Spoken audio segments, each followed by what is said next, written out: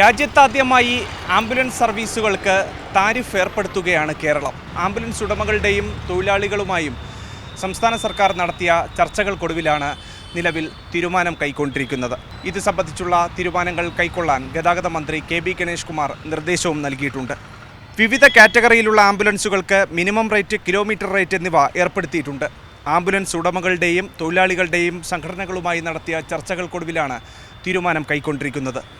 D level ICU air condition ആംബുലൻസുകൾക്ക് minimum charge 2 വശങ്ങളിലേക്കും 10 കിലോമീറ്ററിന് 2500 രൂപയും മിനിമം ചാർജ് കഴിഞ്ഞാൽ അധികം കിലോമീറ്ററിന് 50 രൂപയും നൽകണം. ഓക്സിജൻ സൗകര്യം ഉൾപ്പെടെയുള്ള സി ലെവൽ ആംബുലൻസുകൾക്ക് 1500 രൂപയും വെയിറ്റിംഗ് ചാർജ് മണിക്കൂറിൽ 200 രൂപയും അധിക കിലോമീറ്ററിന് 40 രൂപയും നൽകണം. ബി ലെവൽ AC ആംബുലൻസിന് മിനിമം ചാർജ് 1000 രൂപയും അധിക കിലോമീറ്ററിന് 30 രൂപയും നൽകണം. റീജിയണൽ ട്രാൻസ്പോർട്ട് അതോറിറ്റി അംഗീകരിച്ച എ ലെവൽ ആംബുലൻസുകൾക്ക് 800 രൂപയും അധിക കിലോമീറ്റർ 25 രൂപയും നോൺ AC ആംബുലൻസുകൾക്ക് മിനിമം ചാർജ് 600 രൂപയും നൽകണമെന്നതാണ് ഏറ്റവും പ്രധാനപ്പെട്ട നൽകിയിരിക്കുന്ന വ്യവസ്ഥ.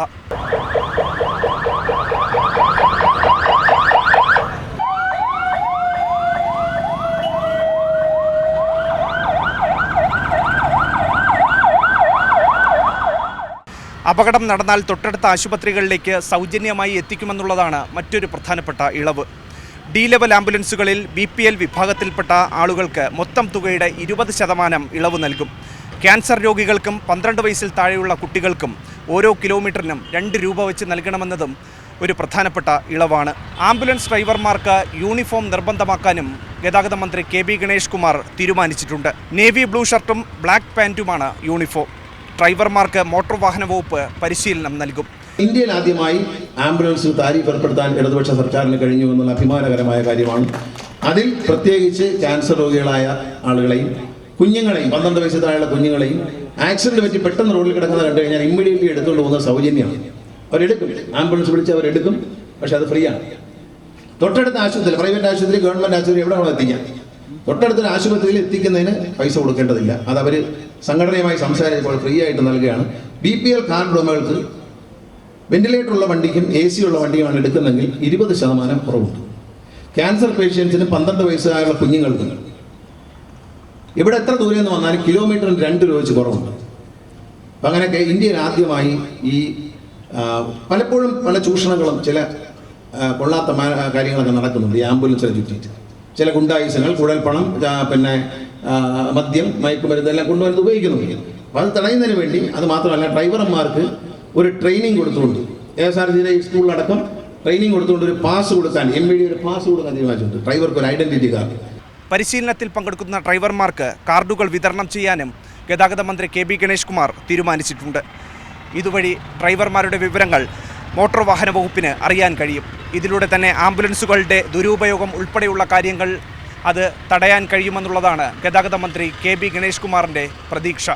ഐഡന്റിറ്റി കാർഡുള്ള ആൾ ഇന്ന ആൾ, ഗണേഷ് കുമാറാണ് ഡ്രൈവറെങ്കിൽ ഞാൻ ഏത് ആംബുലൻസ് ഓടിക്കുന്നുവെന്ന് കൃത്യമായ രേഖ ഉണ്ടാവും. അല്ലെ വഴിയെ പോകുന്നതിന് കയറി ആംബുലൻസ് ഓടിക്കാൻ പറ്റില്ല.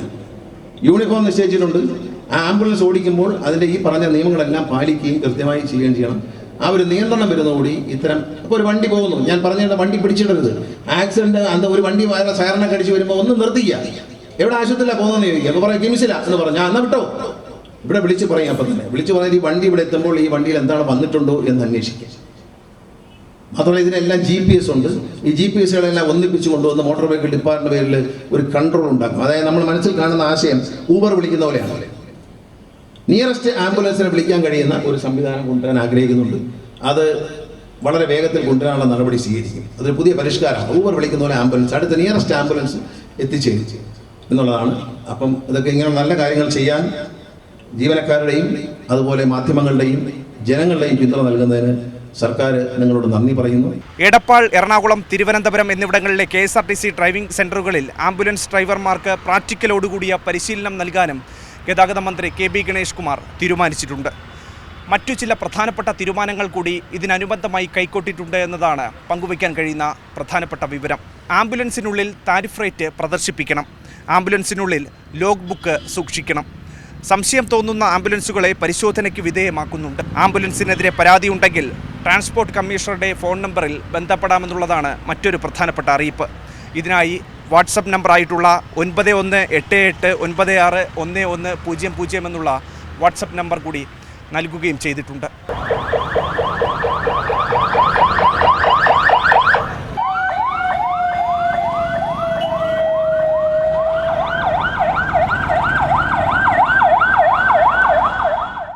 ആംബുലൻസുകൾക്ക് താരിഫ് റേറ്റ് ഏർപ്പെടുത്തുമ്പോൾ ആംബുലൻസ് ഉടമകളുടെയും തൊഴിലാളികളുടെയും പ്രതികരണം കൂടി പ്രധാനപ്പെട്ടതാണ്.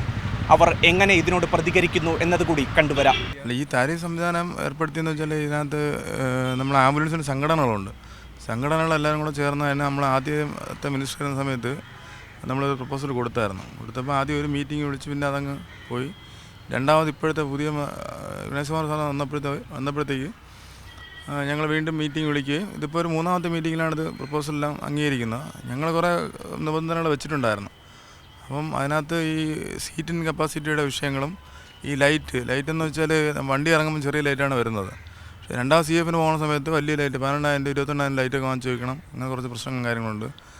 അങ്ങനെ നമ്മളേതായ കുറേ വിഷയങ്ങളുണ്ട്. അതെല്ലാം ഇത് എല്ലാവർക്കും ഒരേ ചാർജ് ആയല്ലോ. ഇപ്പം ഇവിടെ ഒരു ചാർജ്, ഇടുക്കിയിലൊരു ചാർജ്, എറണാകുളത്തൊരു ചാർജ്, കണ്ണൂരൊരു ചാർജ്, അതല്ല. തൊട്ടടുത്ത കൊല്ലം ജില്ലയിൽ വേറെ ചാർജാണ്, ഇവിടെ വേറെ ചാർജാണ്. പക്ഷെ ഇതൊരു ആൾക്കാർക്ക് മനസ്സിലാവും എത്ര രൂപയാണ്. ഇതിപ്പം സൈറ്റിലേക്ക് വന്നു കഴിഞ്ഞാൽ ഒരു സംശയം വേണ്ട, ഇത് ഒരു പ്രശ്നങ്ങളിലേക്ക് പോകില്ല. കാര്യം എന്ന് വെച്ചാൽ അത് സൈറ്റിലേക്ക് വരുമ്പോൾ സ്വാഭാവികമായിട്ട് അവർക്കത് നോക്കാനും കഴിയും. ഞങ്ങൾക്കും അത് കുറേ ഗുണകരമാണ്. ഇതിനകത്ത് വേറെ ഒരു പ്രശ്നമുള്ളതെന്ന് വെച്ചാൽ ഈ മരണസമയത്ത് പല ആൾക്കാരും വന്നു നിന്ന് ഞങ്ങൾക്ക് വണ്ടിയുടെ ചാർജിന് 6,000 രൂപ വേണമെങ്കിൽ അത് 8,000 രൂപ പാർട്ടിയിൽ നിന്ന് വാങ്ങിച്ച് എടുത്തിട്ട് 2,000 രൂപ അവരെടുത്തിട്ട് 6,000 രൂപ ഞങ്ങൾക്ക് തരുന്ന സംവിധാനം ഇപ്പം പലയിടത്തും വന്നു തുടങ്ങിയിട്ടുണ്ട്. അതിനൊക്കെ ഒരു തടയിടാൻ കഴിയും. ആംബുലൻസുകളുടെ കാര്യത്തിൽ നിലവിൽ സംസ്ഥാന സർക്കാർ എടുത്തിട്ടുള്ള തീരുമാനം ഗുണകരമാണെന്നാണ് പൊതുവിലയിരുത്തൽ. തിരുവനന്തപുരത്ത് PV രഞ്ജിത്തിനൊപ്പം അഭിജിത്ത് ജയൻ, സി മലയാളം ന്യൂസ്. പുതിയ വാർത്തകളും വിശേഷങ്ങളും ഇനി വിരൽ തുമ്പിൽ. എല്ലാ ഡിജിറ്റൽ പ്ലാറ്റ്ഫോമുകളിലും ഇപ്പോൾ സി മലയാളം ന്യൂസ് ലഭ്യം.